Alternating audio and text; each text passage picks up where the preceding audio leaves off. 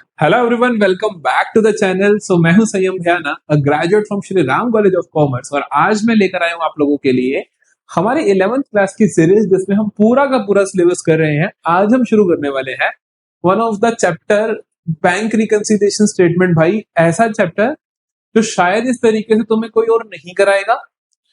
ये बहुत simple, unique और लॉजिक बेस्ड तरीका है। जितना अकाउंट्स को हम लॉजिकली पढ़ते हैं, उतना ज्यादा अकाउंटेंसी आसान होती चली जाती है। तो हम लॉजिकली इस चैप्टर को समझेंगे और अच्छे से कवर करेंगे। मैं आज आपको इसका एक बेसिक पार्ट कराने वाला हूं। आप इसको वन शॉट भी ट्रीट कर सकते हो, क्योंकि आने वाले 25 एक मिनट के अंदर मैं तुम्हें बैंक रिकंसिलिएशन का मतलब समझा दूंगा।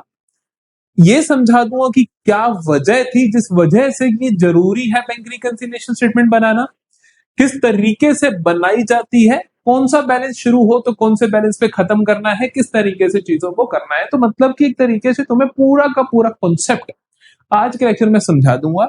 फिर अगले दो दो पार्ट्स आएंगे। दो पार्ट्स में तुम्हें इसके क्वेश्चंस कवर करवाऊंगा, दो या एक तीन लेकर आऊंगा, जहां पे एडवांस लेवल पार्ट्स करवा दूंगा। तो तीन पार्ट्स के अंदर मैं तुम्हें ये चैप्टर आने वाले फिर खत्म करवा दूंगा। तो ये आज का पार्ट बहुत इंपॉर्टेंट है। आज के पार्ट को प्लीज अच्छे से समझ लेना, एक एक चीज, एक एक पॉइंट को नोट डाउन कर लेना, क्योंकि इस तरीके के बेसिक्स तुमने कभी करे ही नहीं होंगे इस चैप्टर के। और एक बार ये बेसिक्स कर लिए तो फिर ये चैप्टर भाई बिल्कुल हलवा हो जाने वाला है, बिल्कुल आसान हो जाने वाला है। ठीक है, तो आओ जल्दी से शुरू करें bank reconciliation statement. Starting with the meaning of bank reconciliation statement, that is BRS। Sir, B का मतलब है बैंक, आर का मतलब है रिकंसिलिएशन, आर का मतलब है रिकंसिलिएशन, एस का मतलब है स्टेटमेंट। ठीक है, देखो, रिकंसिलिएशन का मतलब होता है रिकंसाइल करना। रिकंसाइल का मतलब होता है कि दो अलग अलग चीजों को एक साथ लेकर आना। कि भैया मैं कुछ और बोल रहा हूं, ठीक है, तुम कुछ और बोल रहे हो, और इन दोनों को एक जगह लेकर आना कि यार तुम सेम भी बात कर रहे हो, तुम ऐसे एक दूसरे के विरोध में जा रहे हो। मतलब रिकंसाइल करना कि तू भी सही बोल रहा, तू भी सही बोल रहा, बट डिफरेंस की वजह कुछ हो सकती है, तो उनको सही से क्लैरिफाई कर देना। So that is reconciliation. Reconciliation का मतलब समझ आया? सर, किसको रिकंसाइल कर रहे हो? सर, रिकंसाइल कर रहे हो बैंक को। कौन बैंक भला? बैंक बैलेंस को। किसको किसको रिकंसाइल कर रहे हो आप बेटा? बैंक बैलेंस को, कि बैंक में आपके कितने पैसे पड़े हैं। रिकंसाइल मतलब दो डिफरेंट पार्टीज के बीच में कहना कि उनको जो डिफरेंसेस है उनके उनके बीच में सहमता बना देना कि हाँ तुम सही हो, तुम भी सही हो। सहमति बनाने के लिए जो जो प्रयास है वो आप करोगे। स्टेटमेंट होती है जो इसके लिए जो तुम स्टेटमेंट बनाने वाले हो। ये कोई खाता नहीं है, ये एक स्टेटमेंट है। सर, रिकंसाइल किसके बीच में कर रहे हो? रिकंसाइल जब तुम कर रहे हो, रिकंसाइल जब तुम कर रहे हो तो दो बंदे तुमने बोले। सर, कौन है वो दो बंदे? कौन है वो दो बंदे? दो बंदे हैं। एक बंदा तो है कस्टमर, कस्टमर, और एक बंदा कौन है? बैंक। एक बंदा कौन है? बैंक। सड़ा हुआ बैठा है। ठीक है, तो एक बंदा कौन है? कस्टमर। एक कौन है? बैंक। कस्टमर जो हिसाब रखता है अपने बैंक खाते का, और बैंक भी बैंक खाते का हिसाब रखता है अपने कस्टमर का। फॉर एग्जांपल, मेरा पंजाब नेशनल बैंक में खाता है, तो उसका मैं भी हिसाब रखता हूं कि मैंने कितने जमा करवाए, कितने निकलवाए, किसी को मैंने चेक दिया, कुछ मैंने किया। और बैंक भी उसका हिसाब रखता है कि हाँ भाई, इस बंदे ने पैसे डलवाए तो इसके खाते में पैसे बढ़ा देता हूँ, इसने कम करे तो इसके खाते में पैसे कम कर देता हूँ। बड़ी सिंपल सी बात है। ठीक है, ये दोनों हम काम करते हैं। तो बैंक भी मेरा मेरा बैंक अकाउंट बैंक भी मेंटेन करता है, और मेरे बैंक अकाउंट का बैलेंस मैं भी मेंटेन करता हूं। जो कस्टमर कस्टमर यहां पर हम बिजनेस की बात करेंगे कि कस्टमर कौन है? बिजनेस, क्योंकि हम खाते किसके बनाते हैं बेटा जी? बिजनेस के बनाते हैं। तो जो मेरा बिजनेस है, वो बैंक का जो सामान, बैंक का खाता है, बैंक रिलेटेड ट्रांजेक्शन है, वो कहां पे लिखता है? आप बताओ, आपने पढ़ी 11th की अकाउंट, आपने बैंक से रिलेटेड सारी ट्रांजेक्शन कहां लिखी? सर, हमने लिखी बैंक से रिलेटेड सारी transaction in cash book. Cash book के बैंक कॉलम में। हाँ के ना, जल्दी बोलो। कैश बुक के बैंक कॉलम में तुमने ये सारी की सारी ट्रांजेक्शन लिखी। बैंक कहां लिखता है? बैंक अपनी बुक्स में लिखता है, वो तुम खाते बनाते नहीं हो। तुम्हें बेसिक मैकेनिज्म पता होना चाहिए। अब तुम्हें क्या पता होना चाहिए? क्या मैकेनिज्म फॉलो हो रहा है? बेसिक मैकेनिज्म क्या फॉलो हो रहा है? मैंने इसे बेसिक मैकेनिज्म, तो मतलब मैं पूछना चाहता हूं कि मैं किस तरीके से बैंक बैलेंस को रिकॉर्ड करता हूं और बैंक किस तरीके से करता है। मेरे अगर खाते में पैसे इंक्रीज होते हैं तो मैं क्या करता हूं, डेबिट करता हूं। बड़ी सिंपल सी बात है ना, कि बैंक बैंक मेरी एसेट है, बैंक में पैसा इंक्रीज हो तो मैं बैंक को डेबिट कर देता हूं, बैंक मेरा रिड्यूस हो जाए तो मैं क्रेडिट कर देता हूं। तो mechanism followed by business. Business क्या करता है बेटा जी, बिजनेस क्या करता है, जब बैंक बैलेंस जब बैंक बैलेंस इंक्रीज होता है तो बिजनेस क्या करता है, डेबिट करता है। जब बैंक बैलेंस रिड्यूस होता है तो बिजनेस क्या करता है, क्रेडिट करता है। Very simple. लेकिन लेकिन बैंक कैसे ट्रीट करेगा इस चीज को, अगर मेरे खाते में पैसे इंक्रीज हो गए तो बैंक के लिए वो क्या है, बैंक के लिए तो लाइबिलिटी है ना, कि बैंक के पास पैसे आए तो बैंक को, मान लो मेरे खाते में 40,000 पड़े थे, ठीक है, तो बैंक की लाइबिलिटी है कि बैंक को वो 40,000 मुझे देने हैं, कि जब भी मैं पैसे निकलवाने जाऊं तो बैंक मुझे 40,000 देगा, तो बैंक के लिए वो लाइबिलिटी है। अगर मेरे लिए बैंक बैलेंस एसेट है तो बैंक के लिए मेरा बैंक बैलेंस क्या है, लाइबिलिटी है। तो जब भी मेरा बैंक बैलेंस बढ़ेगा तो बैंक क्या करेगा, क्रेडिट। मेरा बैंक बैलेंस कम होगा तो वो क्या करेगा, डेबिट। ये बात समझ आई। क्योंकि भैया बिजनेस के लिए उसका बैंक बैलेंस क्या है, एसेट है। बैंक के लिए बिजनेस का बैंक बैलेंस क्या है, लाइबिलिटी है। अगर बिजनेस के बैंक में पैसे बढ़ते हैं तो बिजनेस उसको डेबिट करता है, बिजनेस के बैंक में पैसे बढ़ते हैं तो बैंक उस ट्रांजेक्शन को क्रेडिट करता है। समझ आई, उल्टे चलते हैं। इसको तो तुम इजीली समझ ही सकते हो कि सर ये तो एसेट है, ये तो एसेट है ना, तो इसीलिए बढ़ेगा तो डेबिट, कम होगा तो क्रेडिट। तो बैंक उससे उल्टा कर रहा है, बात ही खत्म। तो अभी तक तुम्हें क्या समझ आया, बैंक रिकंसिलिएशन स्टेटमेंट क्या है, इन दोनों के बीच में रिकंसाइल करना। कि तूने ये मान लो, ये बोलता है कि बैंक बैलेंस 1 लाख है, ये बोलता है कि 80,000 है, तो बताना कि यार ये फर्क क्यों आ रहा है, फर्क बताना, फर्क क्यों आ रहा है। ठीक है, उससे पहले हमने समझा कि मैकेनिज्म क्या होता है, कि बिजनेस किस तरीके से बैंक बैलेंस को शो करता है और बैंक किस तरीके से बैंक बैलेंस को शो करता है। इसकी वजह से मुझे दो बातें पता चलती हैं जो वो नोट करनी बहुत जरूरी है। पहली पहली कि positive balance as per cash book को आप डेबिट बैलेंस भी बोल सकते हो। Debit balance as per cash book. नहीं समझ रहे, debit balance of cash book का मतलब क्या होता है, positive balance and vice versa. मतलब कि वाइस वर्सा का मतलब कि क्रेडिट बैलेंस जो होगा वो क्या होगा, नेगेटिव बैलेंस। कि अगर मेरी कैश बुक दिखा रही है कि तेरे पास बैंक में नेगेटिव बैलेंस है या क्रेडिट बैलेंस है, तो आप समझ जाओगे कि मेरे बैंक में माइनस में पैसे हैं। ठीक है, इसी तरीके से पॉजिटिव बैलेंस एज पर पासबुक। पासबुक के अंदर जो पॉजिटिव बैलेंस होता है वो किस तरीके से दिखता है सर, वो क्रेडिट के रूप में दिखता है। क्रेडिट बैलेंस एज पर पासबुक। तो क्रेडिट बैलेंस एज पर पासबुक को क्या तुम बोलते हो, पॉजिटिव बैलेंस बोलते हो। वाइस वर्सा, वाइस वर्सा मतलब कि डेबिट बैलेंस जो होगा पासबुक का वो क्या होगा बेटा, आपका नेगेटिव बैलेंस। ये बात समझ आई कि कैश बुक के अंदर जो डेबिट है तो वो बैलेंस पासबुक में क्रेडिट दिख रहा होगा, कैश बुक में जो बैलेंस क्रेडिट है तो वो पासबुक में क्या होना चाहिए, डेबिट होना चाहिए। मतलब उल्टे चलते हैं। यहां तक की बातें क्लियर है, जल्दी बताओ। ठीक है, अब बात करें रिकंसिलिएशन की जरूरत क्यों पड़ रही है। रिकंसिलिएशन की जरूरत, मैंने आपको बोला कि बैंक कहता है मेरे खाते में कुछ और बैलेंस है, मैं कहता हूं कुछ और बैलेंस है। फॉर एग्जाम्पल बैंक कहता है सर आपके खाते में पड़े हैं 1 लाख। ठीक है, मेरे हिसाब से मेरे खाते में पड़े होने चाहिए 80,000। बैंक में जाकर चेक किया मैंने तो कितना था, 1 लाख। बैंक में चेक करने का मतलब क्या होता है, कि बैंक की पासबुक जब मैंने पूरी करवाई, बैंक की पासबुक जब मैंने पूरी करवाई, बैंक जो भी मेरे खाते में कर रहा है वो मुझे उसका रिकॉर्ड पासबुक में देता है। मैं जो भी काम करता हूं मेरे खातों में, मुझे उसका रिकॉर्ड खुद की कैश बुक में मिलता है। तो basically balance as per cash book और बैलेंस एज पर पासबुक में डिफरेंस आ गया। ये होता है रियल, एक्चुअल में मेरे खाते में 1 लाख पड़ा है, लेकिन मेरे हिसाब से मेरे खाते में होने चाहिए 80,000। तो मैं कहूंगा कि ये जो डिफरेंस आ रहा है, ये जो डिफरेंस आ रहा है उसकी वजह क्या है, उसकी वजह क्या है। उस वजह को जानने के लिए हम क्या बनाते हैं बेटा जी, उस वजह को जानने के लिए हम क्या बनाते हैं, bank reconciliation statement. I hope आपको कहानी क्लियर हुई।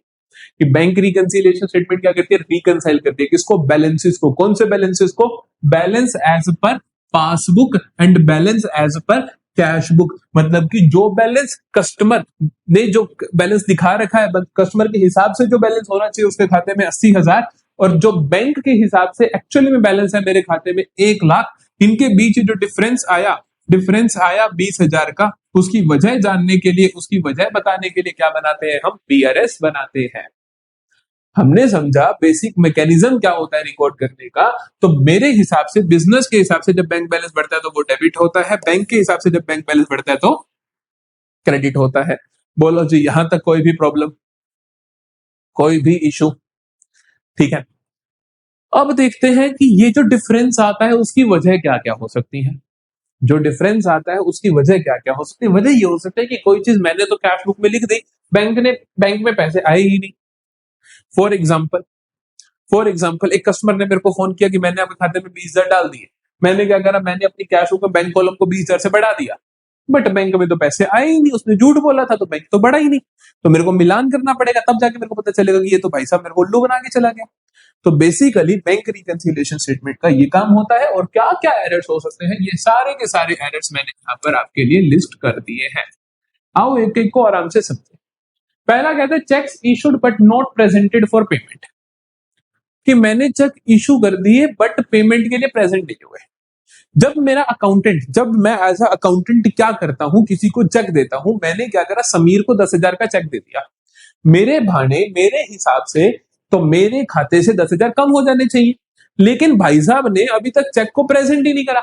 जब तक समीर बैंक में चेक लेकर नहीं जाएगा, वहां से कैश निकाल नहीं लेगा, तब तक मेरे खाते से पैसे कम होंगे क्या? नहीं होंगे। तो इस वजह से आपको हर ट्रांजेक्शन में देखना है कि कैश बुक पे क्या इंपैक्ट है, पासबुक पे क्या इंपैक्ट है। जैसे कि इस ट्रांजेक्शन की वजह से मेरी कैश बुक तो रिड्यूस हो चुकी होगी, बट पासबुक पे कुछ भी फर्क नहीं होगा। समझते हो? सिर्फ और सिर्फ इतना समझते हो? क्या बोला मैंने? इस ट्रांजेक्शन की वजह से check issued but not yet presented for payment की वजह से मेरी कैश बुक तो मैंने रिड्यूस कर दी, कि मैंने किसी को चेक इशू करा, मैंने कहा कि मेरे तो कैश बुक मतलब मैंने बैंक बैलेंस रिड्यूस कर दिया, बट पासबुक में से रिड्यूस ना होने का मतलब है एक्चुअली में बैंक से पैसे नहीं कटे। अगला देखो, check deposited but not yet collected by bank. मैंने तो मेरे पास चेक आया 50,000 का, मैंने बैंक में भेज दिया कि ये मेरे खाते में डिपॉजिट कर दो। जैसे ही मैंने भेजा तो मैंने क्या कर दिया बेटा, अपनी कैश बुक के अंदर बैंक बैलेंस बढ़ा दिया होगा। बड़ी कॉमन सेंस की बात है। बट क्या पासबुक में पैसे आए? उसने कहा कि नॉट येट कलेक्टेड, अभी तक बैंक ने कलेक्ट ही नहीं करे। अगर बैंक ने कलेक्ट नहीं करे तो मेरे पासबुक का बैलेंस तो बढ़ा नहीं होगा, तो पासबुक तो मेरी एज इट इज दिख रही होगी। समझ आया डिफरेंस कैसे बना? देखो, एग्जाम्पल के तौर पर मैं कहूँ कि मेरे पास पहले मेरी कैश बुक के हिसाब से भी 10,000 बैंक बैलेंस था और पासबुक के हिसाब से भी 10,000 बैंक बैलेंस था, लेकिन जैसे ये ट्रांजैक्शन हुई कि मैंने 50,000 का चेक भेजा, तो मैंने अपनी कैश बुक के अंदर बैंक बैलेंस को 50,000 से बढ़ा दिया होगा, बट पासबुक में तो बढ़ा ही नहीं। तो मेरे हिसाब से मेरे बैंक में कितने पैसे होने चाहिए? 60,000। बैंक के हिसाब से मेरे खाते में कितने पैसे हैं? 10,000। तो ये क्या आया? डिफरेंस आया। इस डिफरेंस को जानने के लिए क्या बनाया? Bank reconciliation statement. Bank reconciliation statement बोलेगा ये 50,000 का डिफरेंस इस वजह से आ रहा है, क्योंकि यहां पर तुमने 50,000 से कैश बुक को बढ़ा दिया था बट पासबुक को नहीं बढ़ाया। कहानी क्लियर हो रही है? कॉन्सेप्ट समझ आ रहा है कि क्या चल रहा है? ठीक है, अगला देखते हैं। Direct deposits made by customer into bank account. एक कस्टमर ने डायरेक्टली बैंक में डिपॉजिट करवा दिया और मेरे को बताया नहीं, मेरे को नहीं बताया, तो मैं बैठा, क्या अपनी कैश बुक के अंदर कुछ चेंज कर पाऊंगा? कुछ नहीं। मैं कैश बुक को बढ़ा ही नहीं पाऊंगा क्योंकि मेरे को तो पता ही नहीं कि मेरे खाते में पैसे आया। क्या पासबुक बढ़ जाएगी? क्योंकि पासबुक, बैंक में डायरेक्टली पैसे आए तो बैंक बैलेंस तो बढ़ ही जाएगा, तो भैया पासबुक तो इंक्रीज हो ही जाएगी। समझ आई कहानी? इसी तरीके से डिफरेंस, मैं यहाँ सारी वजह बता रहा हूँ, डिफरेंस आ रहा है ना। डिफरेंस पहले वाले में क्या हुआ, कैश बुक कम हुई वो नहीं हुई तो डिफरेंस आ गया। अगले में कैश बुक बढ़ी, पासबुक में कुछ नहीं हुआ तो डिफरेंस आ गया। Cash book as it is रह गई, पासबुक बढ़ गई तो डिफरेंस आ गया। समझे?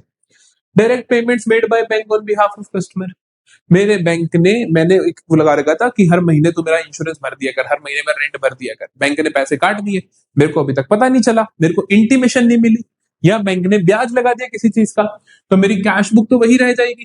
कैश बुक पे तो मेरा कुछ असर नहीं पड़ा, बट पासबुक से पैसे रिड्यूस हो जाएंगे तो डिफरेंस आ जाएगा। Bank charges, commission, interest, bank ने कुछ भी चीजें चार्ज करी तो फिर से मेरा कैश बुक में तो मैं कुछ चेंज नहीं करूंगी, मेरे को पता ही नहीं है, लेकिन पासबुक से तो रिड्यूस हो जाएगा। समझ आ रही है बातें? इंटरेस्ट अलाउड और डिविडेंड कलेक्टेड, बैंक ने, मैंने कहीं शेयर खरीद रखे थे, वहां से डिविडेंड कलेक्ट कर लिया, तो बैंक ने तो मेरी पासबुक का बैलेंस बढ़ा दिया हो ना, बट कैश बुक में मैं कुछ नहीं कर पाया होऊंगा। क्यों? क्योंकि मेरे को पास तो कोई इंटीमेशन ही नहीं आई। ठीक है, ये इंटीमेशन मिलती कब है? जब मैं बीआरएस बनाता हूं, तब पता चलता है कि यार, जब मैं क्या करता हूँ, बैंक की कॉपी साथ लेके बैठता हूँ जिसके अंदर सारी ट्रांजेक्शन लिखी है, और अपनी लेके बैठता हूँ, ये कैश बुक लेकर बैठता हूँ, ये मैं पासबुक लेकर बैठता हूँ। ठीक है, मैं देखता हूँ कि मैंने चेक डाला था 50,000 का, इसमें भी डल गया, इसमें भी डल गया, चलो भाई। फिर यहाँ पे लिखा हुआ है कि 10,000 रुपए कट गए, यहां नहीं लिखा, फिर मुझे डिफरेंस समझ आता है, फिर मैं समझता हूं कि इनमें से कौन सी कहानी हुई। क्लियर है? इस तरीके से हम बीआरएस बना रहे होते हैं। अगला देखो, errors committed in cash book और पासबुक है, तो कई बार गलती हो जाती है कैश बुक में या पासबुक में, कि मान लो क्या हुआ कि मैंने किसी को 5,000 का चेक दिया, गलती से मैंने अपनी कैश बुक में 50,000 का लिख दिया, एक जीरो फालतू लग गई, है ना? तो वो जो एरर्स होते हैं उनको भी रेक्टिफाई हमें करना पड़ता है। मान लो मैं कहता हूँ कि 5,000 का चेक था, ठीक है, मैंने गलती से 50,000 लिख दिया, तो मैंने कैश बुक को रिड्यूस कितने से करा बेटा? 50,000 से, है ना? पासबुक एक्चुअली में कितने से रिड्यूस हुई होगी? 5,000 से, क्योंकि चेक तो 5,000 का ही था। डिफरेंस आ गया ना, कि कैश बुक तो 50 से रिड्यूस हुई, पासबुक सिर्फ 5 से रिड्यूस हुई, तो डिफरेंस आ गया 45,000 का। नहीं समझेगा? जल्दी बताओ। तो ये सारे होते हैं एरर्स, इन सब की वजह से क्या होता है, आपकी कैश बुक और पासबुक में डिफरेंसेस आ जाते हैं। समझ आ रहा है कि बेसिकली क्या होता है बीआरएस, किस तरीके से बैंक ट्रांजेक्शन्स करता है, किस तरीके से हम as a customer business transaction करते हैं। फिर हमने देखा कि क्या क्या वजह हो सकती है कि बैंक बैलेंस और मेरी बैंक एक्चुअल बैंक बैलेंस, मतलब कि पासबुक का बैलेंस और कैश बुक के बैंक बैलेंस के अंदर जो डिफरेंसेस होते हैं वो किन किन वजहों से आ सकते हैं। हर एक से हमने समझा कि वाकई ही जी कैश बुक में कुछ और असर पड़ा, पासबुक में कुछ और असर पड़ा, इसकी वजह से डिफरेंस आना लाजमी है। क्लियर है? जल्दी से बताइए। चलो जी, चलो जी, यहाँ के क्वेश्चंस को करना कैसे होता है सर? पहले मैं आपको सिखाता हूँ फॉर्मेट कैसे बनाओगे। पहले मैं सिखाता हूँ तुम फॉर्मेट कैसा बनाओगे। एज इट इज यही फॉर्मेट यूज करोगे, जो बुक ने फॉर्मेट बना रखे हैं उन्हें यूज नहीं करोगे, जो बुक ने फॉर्मेट्स बना रखे हैं उन्हें यूज नहीं करोगे। बुक ने भी बाद में जाके यही चेंज कर दिया है। ठीक है, आगे के क्वेश्चंस में, शुरुआत के क्वेश्चंस में उन्होंने अजीब सा मेथड यूज किया जिसे हम फॉलो नहीं करते।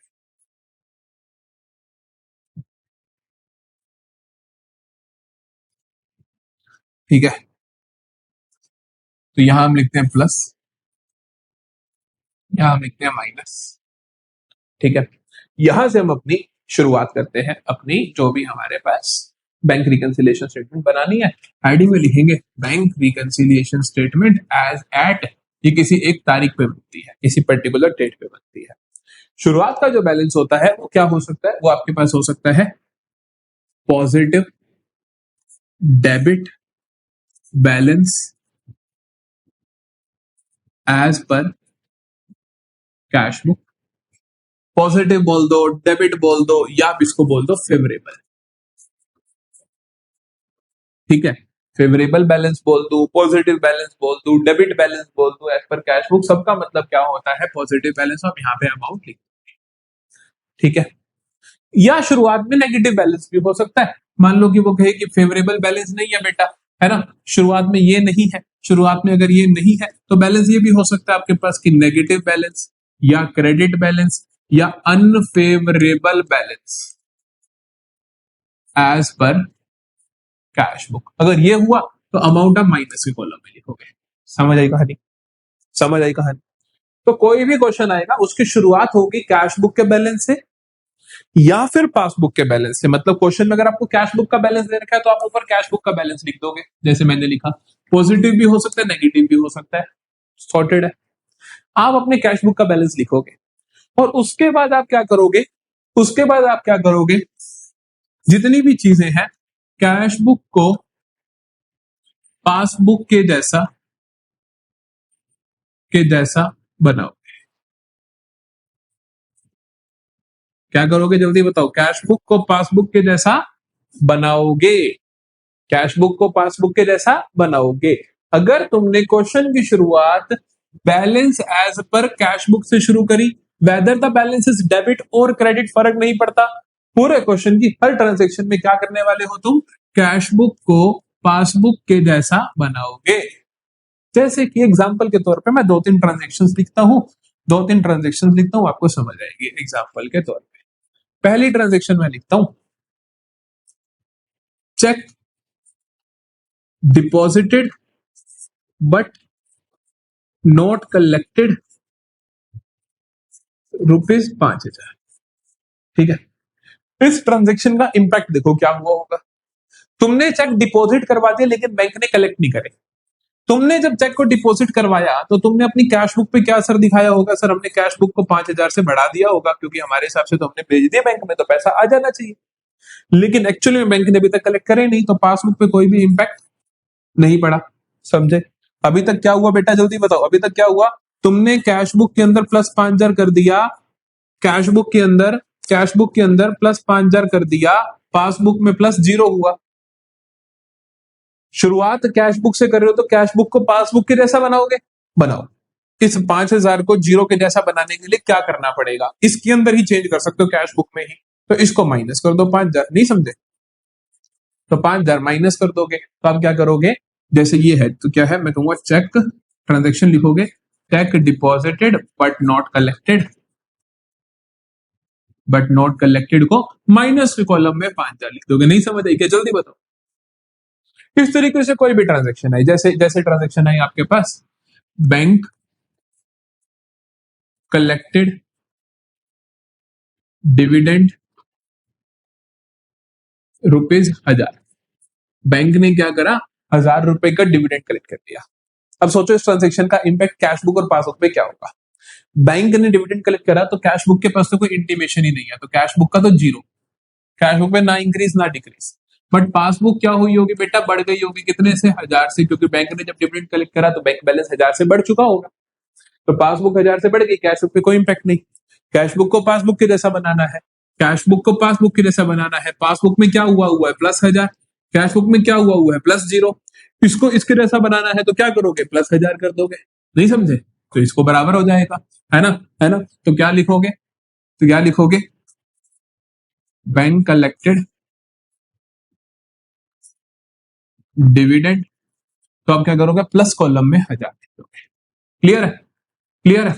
इस तरीके से आप सारी ट्रांजेक्शन्स कर दोगे, कोई भी ट्रांजेक्शन आए और आपका आराम से बैलेंस मैच हो जाएगा। अगली क्लास में हम क्वेश्चंस करेंगे। अभी मैं तुम्हें एक बेसिक सिखाना चाह रहा था किस तरीके से बीआरएस बनता है। कितना आसान है, खुद सोचो कि तुम कैश बुक को पासबुक के जैसा बना रहे हो, तभी मैच होगा बैलेंस की। हाँ जी, कि जो जो चीजें कैश बुक में नहीं करी पासबुक में कर दी थी, वो सारी कैश बुक में भी कर दो और फिर बैलेंस सेम आ जाएंगे, फिर आप कहोगे कि कोई दिक्कत वाली बात नहीं है। क्लियर है? तो इतना आसान होता है, इतना आसान होता है इस फंडा से, अगर आप इसको समझते हो तो। ठीक है, ठीक है। रूल्स कुछ नहीं है, रूल्स जो मैंने तुम्हें अभी बताए वापस से उनको देख सकते हैं हम एक बार, वापस एक बार हम लिख लेते हैं कि फेवरेबल अनफेवरेबल बैलेंस का मतलब जानते हो ना आप, जल्दी से आप अपने आप से बताओगे यहाँ पर। फेवरेबल अनफेवरेबल बैलेंस का मतलब कैश बुक के हिसाब से फेवरेबल बैलेंस क्या होता है और पासबुक के हिसाब से फेवरेबल क्या होता है, वो आपको पता होनी चाहिए। दूसरी चीज, कैश बुक को पासबुक के जैसा बनाना है, के जैसा बनाना है। ठीक है, जब कैश बुक को पासबुक के जैसा बनाना है, एक केस आएगा जब पासबुक को कैश बुक के जैसा बनाना होगा, वो भी मैं कंफ्यूज नहीं करना चाहता इसलिए बताने का। अगर तुम्हें याद है अच्छे से तो वो बिल्कुल अपोजिट होता है, तो मैं इसलिए आराम से करवा दूंगा। कैश बुक को पासबुक के जैसे बनाना है, बनाना आना चाहिए। कैसे बनाओगे कि भैया अगर कैश बुक इंक्रीज हुई और पासबुक पे कोई इंपैक्ट नहीं हुआ तो इसका सॉल्यूशन क्या होगा, कैश बुक को माइनस कर दो, है ना, तभी तो सेम बनेंगे कि ये बढ़ गया था ये नहीं बढ़ा। कैश बुक को पासबुक के जैसे बनाना तो रिड्यूस कर दो। ठीक है, अगर कैश बुक रिड्यूस हो गया था पासबुक पे कोई इंपैक्ट नहीं आया, इसको इसके जैसा बनाना तो कैश बुक को क्या कर दो, वापिस से बढ़ा दो। समझ गए क्या? अगर मैं कहूं कि कैश बुक पे कोई इंपैक्ट नहीं है, पासबुक बढ़ चुकी है, तो क्या करोगे, कैश बुक को पासबुक के जैसा बनाने के लिए कैश बुक को प्लस कर दोगे। अगर मैं कहूं कैश बुक पे कोई इंपैक्ट नहीं है और पासबुक रिड्यूस हो गई है, तो कैश बुक को पासबुक के जैसा बनाने के लिए क्या करोगे? सर पासबुक तो कम हो गई 10,000 से, कैश बुक पे कोई असर नहीं है। कैश बुक को पासबुक के जैसा बनाना है, इसको भी क्या कर दोगे? रिड्यूस कर दोगे, माइनस कर दोगे। क्लियर है? जल्दी बताइए, जल्दी बताइए। कोई भी प्रॉब्लम, कोई भी प्रॉब्लम हो जाएगा। तो this is my BRS, that's it. अगर आप सीधा यही से क्वेश्चन अटेम्प्ट करने चले जाओ तब भी तुम बहुत अच्छे से अटेम्प्ट कर लोगे, लेकिन अगले 2-3 पार्ट्स देख लेना आराम से। पूरा चैप्टर 100% पक्के नंबर, कोई रोक ही नहीं सकता इसके अंदर। सारी अच्छी से अच्छी ट्रांजेक्शन हम इसी क्लास में खत्म करेंगे। ठीक है, पूरा का पूरा चैप्टर अच्छे से यूट्यूब पे कवर करेंगे जैसे हर चैप्टर करते हैं। ठीक है, तो मिलेंगे नेक्स्ट लेक्चर में। तब तक के लिए अच्छे से पढ़ाई करते रहो और अपने इन दिनों को बिल्कुल वेस्ट मत करो कि अक्टूबर की जो छुट्टियां हैं इनका यूटिलाइज करो और बाकी बच्चों से आगे निकलो, एक कदम आगे निकलो। जल्दी से अपना सिलेबस 20 नवंबर के आसपास तक अच्छे से क्लियरली खत्म कर दो, फिर करेंगे एक दमदार सी रिवीजन। मिलते हैं अगली क्लास में BRS के पार्ट 2 के साथ।